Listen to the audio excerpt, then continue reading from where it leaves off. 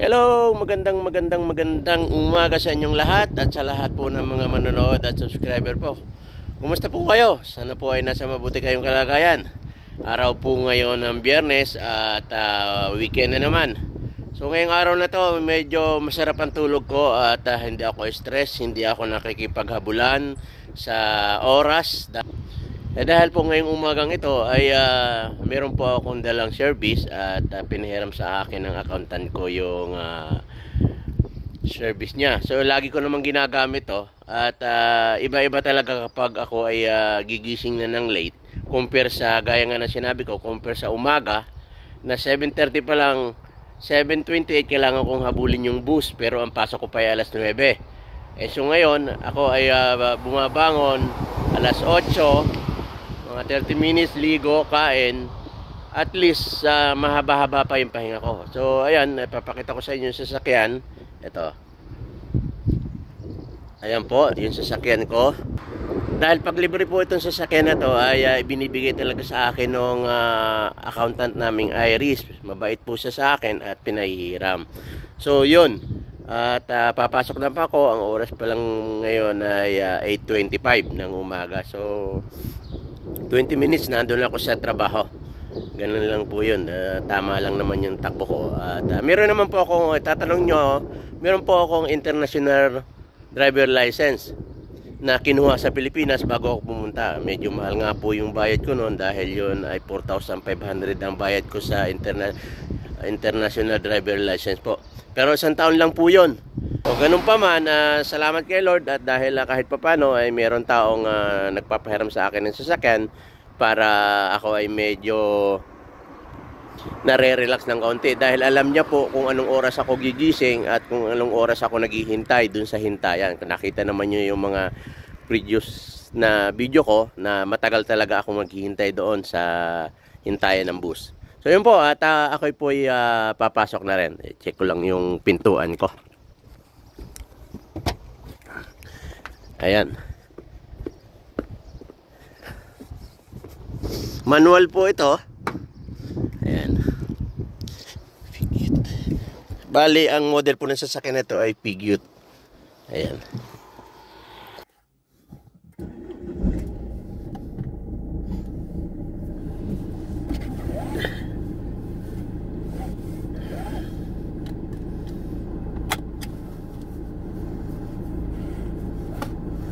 So kumusta po? Weekend na naman at bukas pahinga. O kung merong pagkakataon na merong overtime ay ginagrab ko po kahit ano. Kasi naghahanap talaga ako ng extra income para kahit papaano meron tayong pandagdag na allowance.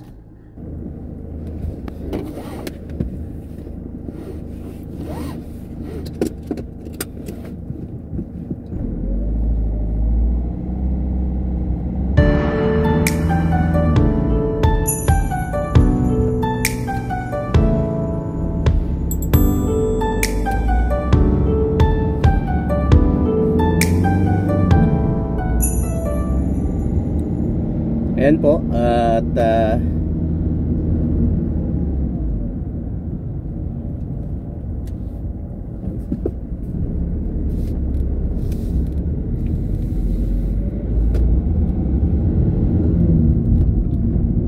kung nakikita nyo yung dinadaanan ko, medyo makipot po yung daan, lalo na yung papunta dun sa trabaho ko. Kung nakikita naman nyo yung mga binlog ko dati, talagang probinsya po ang dating.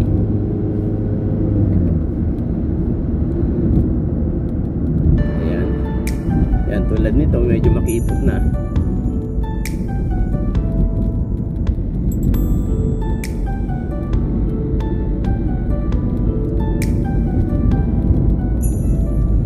Alam niyo po, unang-una ayan o, kita nyo maraming mapuno.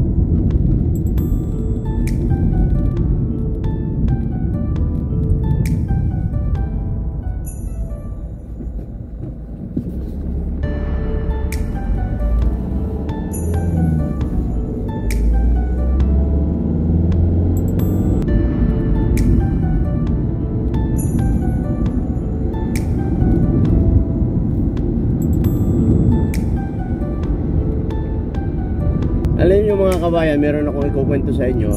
Gaya nga ng sinabi ko, meron akong in-applyan na trabaho at ako'y na-interview na rin. So siguro may awa ang Diyos, makakalipat na ako ng trabaho. Hindi pa man ngayon, inaayos na po yung aking mga dokumento at ginagawa na ako ng working permit. At siyempre kailangan bago umalis ay kompleto sa dokumento. Sa lahat po ng gustong mag-apply na naandito na sa Ireland, ang rules po ng Ireland ay kinakailangang tumagal ka muna ng 9 months sa kumpanya kahit 2 years ang kontrata nyo. Kayo po ay may karapatan na umalis dun sa kumpanyang pinagtatrabaho nyo kung ayaw na ninyo. Ang importante lang ay bago kayo umalis, meron na kayong nakitang trabaho na ipapalit doon sa kumpanyang pinagtatrabaho ninyo dati. So karamihan kasi dito sa Ireland ay family business. Minsan tulad nga nitong na pinagtatrabahuhan ko, family business to at hindi naman ganun kalaki, pero ayos naman po. At kahit papano ay malaki pa rin yung rate na ibinibigay sa amin. O siguro depende na rin lang kung ano yung trabaho. Pero ang pinagkaiba nga lang po kapag small business, siyempre yung hinahanap nating mga benefit ay hindi natin makikita sa kanila compare sa ibang kumpanya na merong tinatawag na company pension.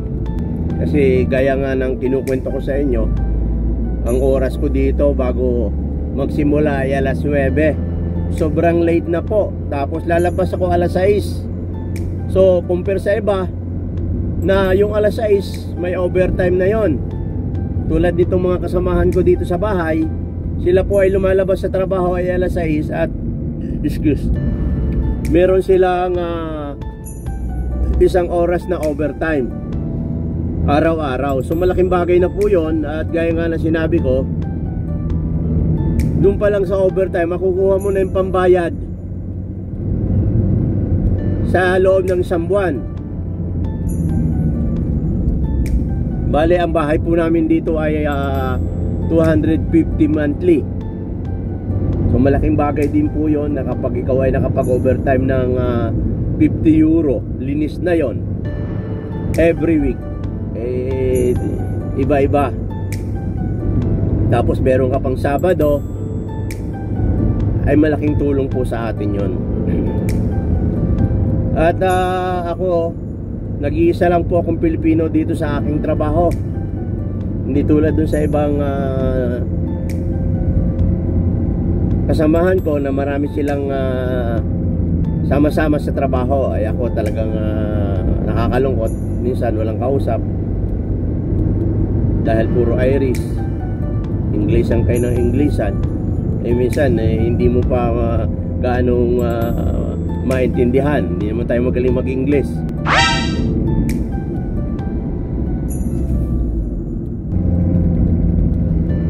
Gusto ko lang kumustahin yung mga nag-a-apply sa Oriol or sa Cape. Kumusta po? Dahil meron na naman silang hiring yung Capes, pero hindi po Ireland. Chinat ako na meron silang hiring sa New Zealand. New Zealand meron na rin, hawak nila na rin ang New Zealand. Kumuha na rin sila. Dati kasi ang meron sa kanila Australia at saka Ireland. Ngayon may New Zealand na sila. Nag-chat sa akin kung gusto ko raw. Sabi ko nakalimutan nila siguro na ako'y nakaalis na. Hiring sila ng mga skilled worker. At kunenta ko, mataas-taas ang bigay doon sa New Zealand. Kaya yung iba po kung gusto nyo mag-apply, lalo na sa mga skilled worker, mga mekaniko, welder, at saka panel beater. Hiring po ang Capes ngayon papuntang New Zealand. At yun naman po ay wala rin namang placement fee. Kaya punta na po kayo doon kung gusto nyo.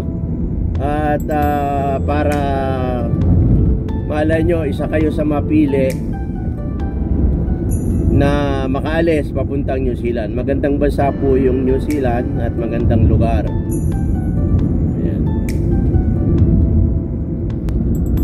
Ayan, kung nakikita nyo yung daan, ano? Ngayon medyo maganda ang pagkuha ko ng video. Masyadong makipot.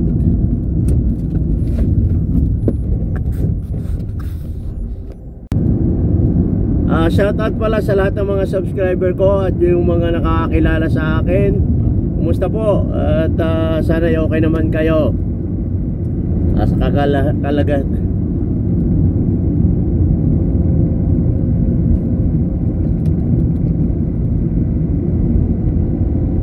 O yan, medyo umaambon na. Ayun po. At ito, malapit na ako sa trabaho. At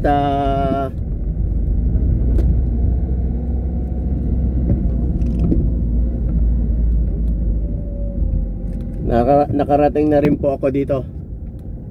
So ayan, ito na yung trabaho ko.